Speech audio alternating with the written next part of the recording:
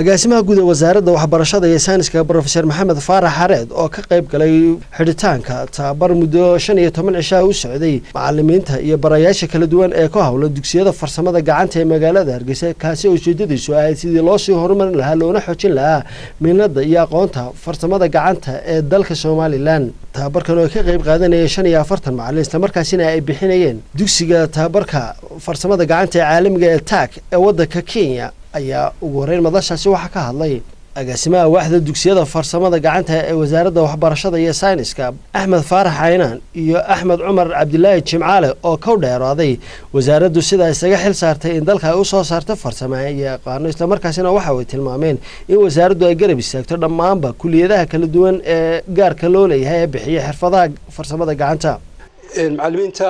isa soo xilqaantay ilaa burco ilaa maxaan ku yiraahday berbera ilaa boorama ka yimid ayaanu celinayaa maxaan ku yiraahday mahad gaara trainingska halkaas aynu ka sii wadanay ma joojinayno waxaanu doonaynaa maxaan ku yiraahday inaanu soo saarno maxaan ku yiraahday young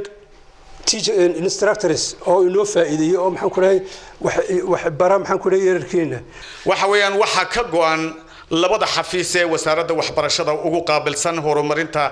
farsamada gacanta sida agaasimaha waaxda dugsiyada aan farsamada gacanta iyo annagoo leh shahaadasiinta iyo certificationka iyo standardizationka of the TVET centers kale ayaan waxaan leenahay maanta aad ugu mahadnaqanaa safe and care oo la intuba lacagtaasi ama ka qayb gasha horumarinta farsamada gacanta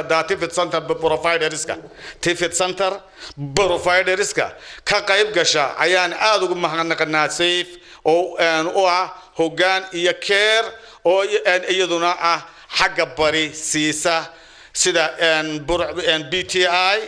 lascaanood iyo ceerigaba waxa weeyaan macallimiinta Somaliland laga soo ururiyay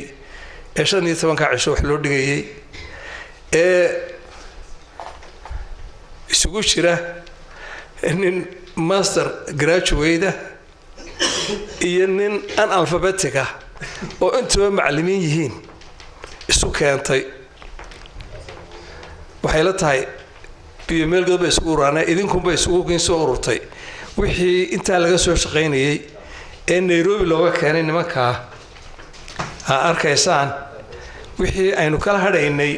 idinkuma inooga reebay Maxamuud Maxamed Yuusuf oo ku hadlayay magaca saraakiisha hay'adda SCF oo fuliyay mashruuca horumarinta cilmiga laba ee wasaaradda waxbarashada iyo saynisku ay gacanta ku hayso ayaa isna ka waramay mashruucaasi iyo sida wasaaradda uga kaalmeeyo ujeedada ugu weyn ee tababarkana wuxuu ahaa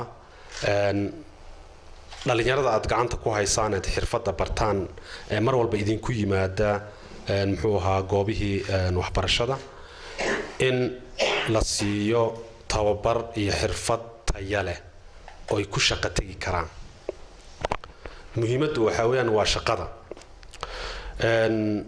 tababarkana ma aha muxuu ahaa macallimiintana ma aha ujeedada ugu weyn ee farsamada gacantu waxa weeyaan dhalinyarada ka soo baxda dugsiyada aad gacanta ku haysaan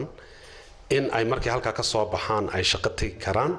deeqduna mar walba ma iman karto marna way timaadaa marna way go'daa marka waxay u baahan tahay inaku in aan mataqaanaa muxuu ahaa aan gelino firfircooni dheeraada marka taas waa iga talo hadduu ilaahay yidhaahdo mar labaad waan idin hambalyeynayaa waxaan idin rajaynayaa mataqaanaa muxuu ahaa tababar fiican inaad qaban doontaan